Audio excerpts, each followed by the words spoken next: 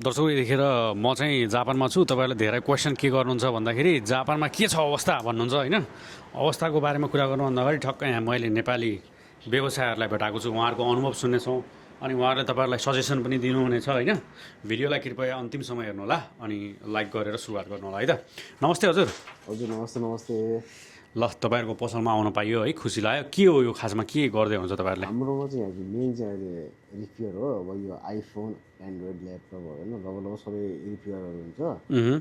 अनि त्यसमा प्लस के भन्छ अब यो मोबाइलहरू किन्नेछ त्यो पनि काम गर्नुहुन्छ। ल ठिक छ, अरू अझ बिस्तारै हामी कुराकानी खोतल्दै जाउँला होइन। तपाईँको शुभ नाम? दिवाकर ढकाल।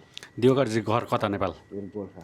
गोर्खाबाट आएर जापानमा चाहिँ जापानिज कम्पनी हुँदै अहिले आफ्नो व्यवसाय चलाएर बस्नु भएको छ। हजुर हजुर। अब जापानमा भविष्य छैन भन्नेको लागि गजब एउटा सजेसन तपाईँको तर्फबाट दिनु न, के छ? होइन अब भविष्य छैनै भन्न त मिल्दैन। अब भविष्य छ तर आफूमा भर पर्छ सबै कुराहरू होइन। अब भविष्य छैन भन्नु मिल्दैन, आफूमा भर पर्ने कुराहरू सबै भविष्य छ। कस्ता मान्छेलाई चाहिँ अहिले जापान आयो भने सजिलो होला जस्तो लाग्छ तपाईँको विचारमा चाहिँ? अब चाहिँ मेन भनेको त अब ल्याङ्ग्वेजै चाहियो होइन। अब ल्याङ्ग्वेज नभए त कामै छैन। अब ल्याङ्ग्वेजहरू राम्रो बनाएर आउनुभयो यताउता होइन। हो भने अब नर्मल्ली कामहरू पाउनु सजिलो छ, त्यस्तो गाह्रो छैन। अब मेन काम पाउन गाह्रो भनेको चाहिँ ल्याङ्ग्वेजहरू नभएकोलाई, अब भर्खर आएको स्टुडेन्टहरूलाई सबै भर्खर आएकोहरूलाई चाहिँ गाह्रो छ होइन। भनेपछि जापानमा चाहिँ भाषा छैन भने गाह्रो छ भन्ने चाहिँ दिवाकरजीको भनाइरहेको छ। ठिक छ, हामी फेरि अरू कुराकानी गर्दै गरौँ ल। उहाँहरूको पसलमा हेरौँ ल। हेर्नुहोस्, आइफोन पनि राख्नु भएको रहेछ होइन। आइफोनसँगै एन्ड्रोइडहरू रिपेयर सँगसँगै उहाँहरूले चाहिँ अब बेच्ने पनि गर्नुहुँदो रहेछ। तपाईँको पुरानो मोबाइल दिनुभयो भने चाहिँ लिएर त्यसरी चेन्ज गर्न पनि सकिँदो रहेछ। ल अब तपाईँहरू अहिले जापानिजसँग मिलेर गर्दै हुनुहुन्छ कि के छ? मैले अफलाइनमा यसो हेर्दा 2-4 जना जम्मै यो कस्टमर चाहिँ जापानिज मात्रै देखेँ। के छ ग्राहक चाहिँ मेन टार्गेट के छ? होइन हाम्रो चाहिँ मेन अहिले चाहिँ हाम्रो कस्टमर चाहिँ 99% चाहिँ हाम्रो जापानिज कस्टमरै छ। बाँकी हामीले अब जापानिजलाई मात्रै नभएर अब हामी नेपाली भएको कारणले गर्दा नेपालीहरूलाई पनि अब समेटेर अब लिएर जानुपर्छ भनेर चाहिँ अब हामीले सोचिराख्नु भएको छ। हाम्रो चाहिँ खासमा चाहिँ अहिले मेन भनेको चाहिँ अब हाम्रो जापानिजहरू कस्टमर छ 99%। अब 1%हरू अब विदेशीहरू यताउता हुनुहुन्छ।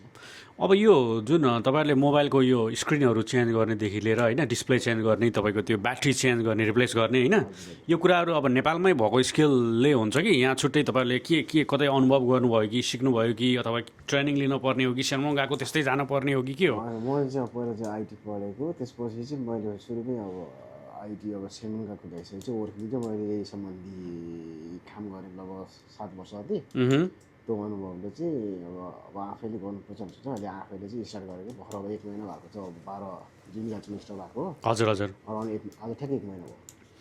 ल अब तपाईँहरूको यो पसल चाहिँ हाम्रो युट्युबमा धेरै साथीहरूले हेर्नुहुन्छ नेपालबाट पनि अनि यहाँ जापानमा पनि आउनुभएको साथीहरू जो चाहिँ अलिकति मोबाइलमा इन्ट्रेस्ट राख्नुहुन्छ।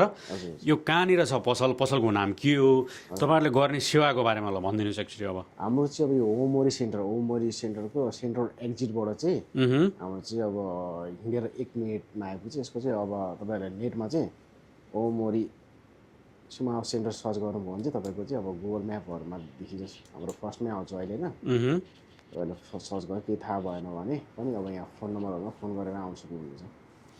अब जो चाहिँ पछि जापानमा आएर पढेर होइन तपाईँहरूको जस्तै आफ्नो व्यवसाय चलाउन चाहनुहुन्छ आफ्नो रुचिअनुसार, उहाँहरूको लागि कतिको चुनौतीपूर्ण छ अहिले जापानमा पछिल्लो पटक? अहिले पछिल्लो पल्ट त अब यहाँ अब चुनौती नै छ। अब धेरै स्टिकहरू गरिरहेको छ, सबै नियम कानुनहरू चेन्ज गरिरहेको छ। अब स्टिक चाहिँ अब नियम रुल अनुसार फलो गर्दै गयो भने अब त्यस्तो गाह्रो पनि छैन। मेन भनेको अब रुल्सहरू फलो गरेन भने चाहिँ गाह्रो भनेको, रुल्सहरू फलो गर्दै गयो भने त्यस्तो गाह्रो पनि छैन। नेपालमा त भाडा यति पर्छ भन्ने हुन्छ होइन, तपाईँले लिएको पसलको भाडा कति पर्छ भन्न मिल्छ कि मिल्दैन भिडियोमा? कति जति पर्छ लगभग मोटामोटी नेपालीमा? हाम्रो मोटामोटी अब भाडा यसको चाहिँ अब तपाईँको 2,50,000 दिन्छ लगभग मोटामोटी महिनाको होइन। महिनाको। त्यसमा प्लस अब बिजुली पानी बत्ती अराउन्ड लाग्छ 3 लाख जति हुन्छ आफ्नो टाइमको अनि अब स्टाफकै खर्च जस्तो सबै मिलाएर। अब रुम भाडामा तिर्नु भएन, आफ्नो पनि उठाउनु पर्यो, अब गर्नु पर्यो। साथीहरू हुन्छ सबै गरेर अब गाह्रै छ, स्ट्रगलै छ। सुरुमा त्यति भने जस्तो सजिलो त छैन।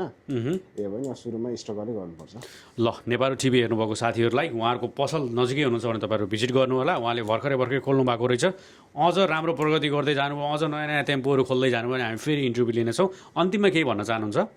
अन्तिममा अब सबैजना आइदिनु होला, एकचोटि भिजिट गरिदिनु होला होइन। हामीले सकेको सेवा सुविधाहरू हामीले अब हाम्रो तर्फबाट बेस्ट दिनेछौँ।